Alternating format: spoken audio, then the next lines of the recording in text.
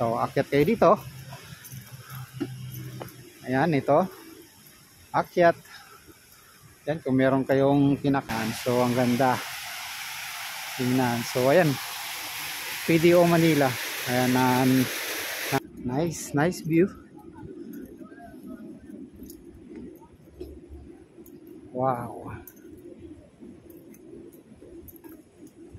Number yung puno na yan. Ayan, may mga number. So tabi-tabi lang po. At yan po. Sa lahat ng viewers ni James Garrett TV, please subscribe and click the button for notification. God first.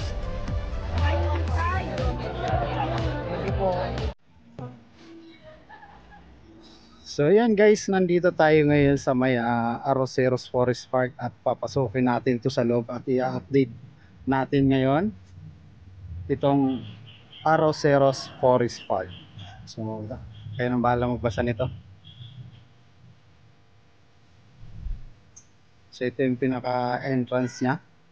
So bago tayo makapasok dyan sa entrance ay kailangan nyo munang mag-register or magsulat na yung pangalan para ayan, alam nila kung sino yung mga pumapasok dito sa loob. Ayan. So iikutin natin to. Ito yung project ni Yorme Isko Moreno na siya ay isang citizen po na ngayon. Ayan. Ito yung isang hallway dito. Okay. Ang linis, ang ganda.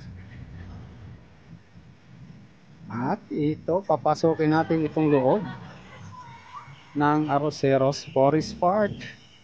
So yan guys, ito dito sa loob nung pinagawa ito ni Yorme. Ayan, citizens ko ay wala pong pinutol na mga puno rito. At bukod nga doon ay ayan, tinataniman pa ito ng iba't ibang mga puno ngayon, dinadagdagan pa, imbis na bawasan, dinadagdagan pa nga po. At continue yung paglilinis dito sa part ng Arroceros Forest Park. At ayan, makikita nyo may mga number yung puno na yan. Ayan, may mga number, so tabi-tabi lang po. At yan po ay pinapangalagaan talaga dito itong Arroceros Forest Park. So yon. At may makikita naman tayo dito na fountain sa loob. Ayan, so ang ganda. Tingnan. So ayan, PDO Manila. Ayan, nangangalaga. So nagdidilig dito sa loob ng Arroceros Forest Park si tatay. Ayan. Hello po.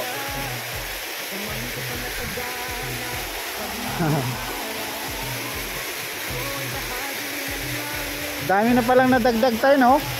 Dami na nadagdag na puno. Ang ganda, oh.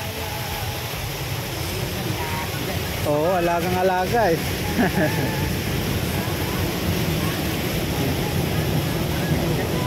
Oo. So ayan, ganda na rito. So ang daming dinagdag na puno talaga. Ayan yung fountain. So marami pa dito guys, no. At ayan, so sana tapusin nyo itong video na to para may share ko sa inyo lahat kung ano yung mga meron dito sa Arroceros Forest Park nga ito. Ayan. So ito, meron din ditong parang pinaka playground nya, or ayan yung mga gusto mag exercise. Ayan dito. So yun nga lang, no, yung mga bilog na yan ay bawal pong hawakan. Ayan nakalagay po. Yan. Bawal siyang hawakan, so bawal din upuan. So sana doon sa mga mamamasyal wag lang nyo pong hawakan at wag nyo rin uupuan kasi yan po ay pinagbabawal. So pwede po kayo mag-exercise dito, yan sa mga gustong mag-practice ng sayaw dito. Ayan, pwede. And then ayan, punta naman tayo dito sa may mga balcony nya. Ayan. Tayo sa balcony. Ayan, para makita nyo.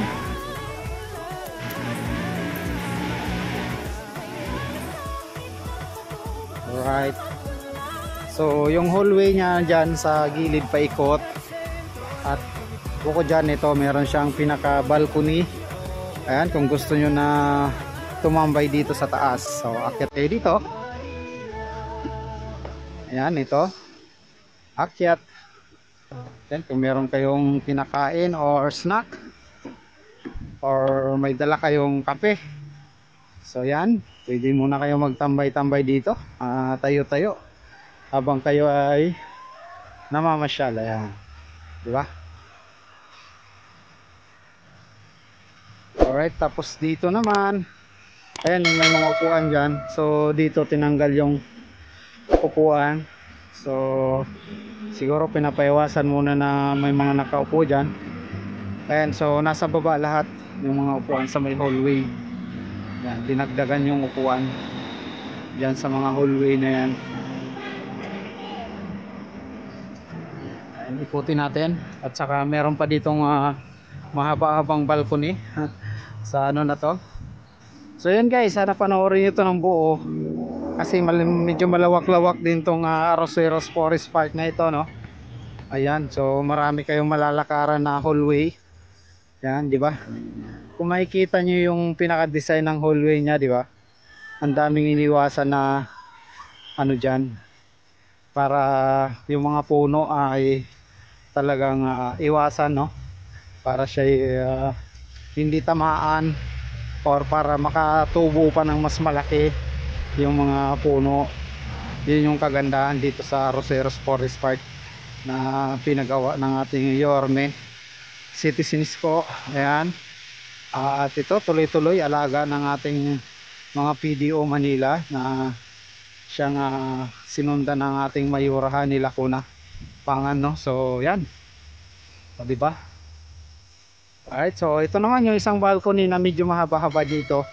Nakakala nyo nandun kayo sa tulay. Ayan. Ayan.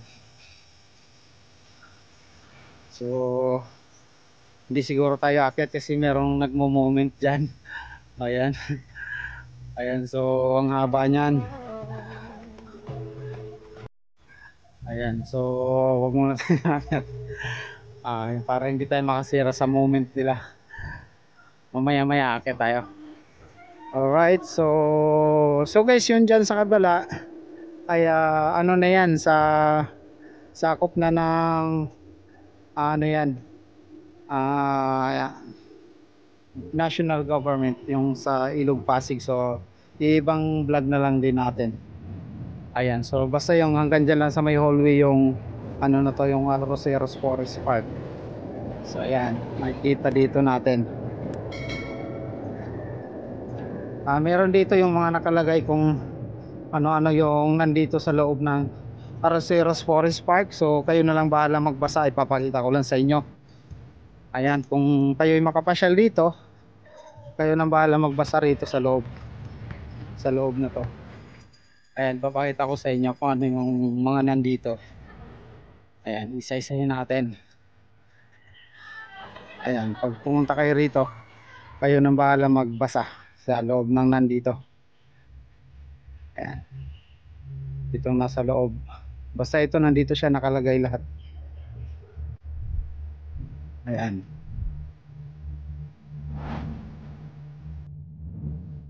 Oh, malinis. Ayan. Tapos yung pinakamapa niya nandyan din nakalagay. Okay.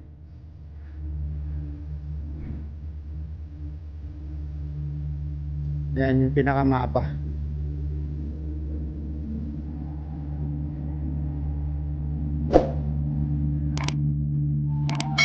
Diba? So sobrang laki ng nabago. Yan yung mga ano din, no, ibon na meron dito. So kayo nang bahala magbasa. At meron din ditong koi fish.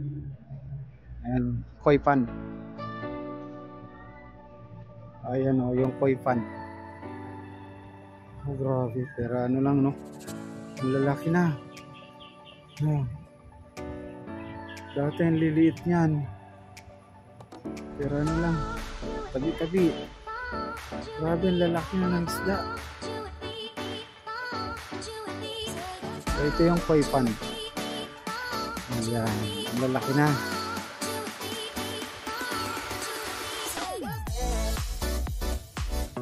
Sobra. Laki na ng isda. Kaya tayo.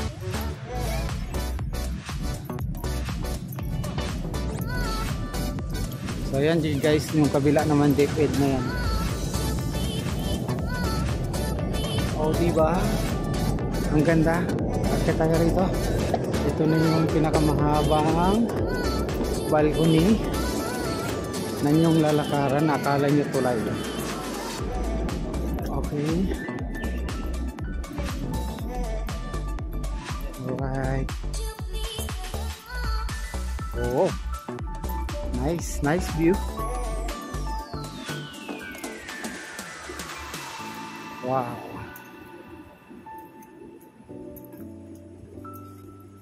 So yun, naikot na natin at na-share ko na sa inyo yung view ng Arroceros Forest Park. Alright, diba? Ang ganda. So yun guys, at dito tatapusin na natin yung vlog natin dito sa may Arroceros Forest Park. Abangan nyo yung aking next update sa Maynila. At ayan, iikot ko pa kayo sa ibang lugar ng Maynila. So sa ngayon, ito lang muna yung vlog natin dito. At abangan nyo yung ating next vlog sa Maynila. So hanggang dito na lang tayo guys. Maraming salamat sa inyo at subscribe, like, and share po. Manila, God bless. Thank you guys. Bye bye.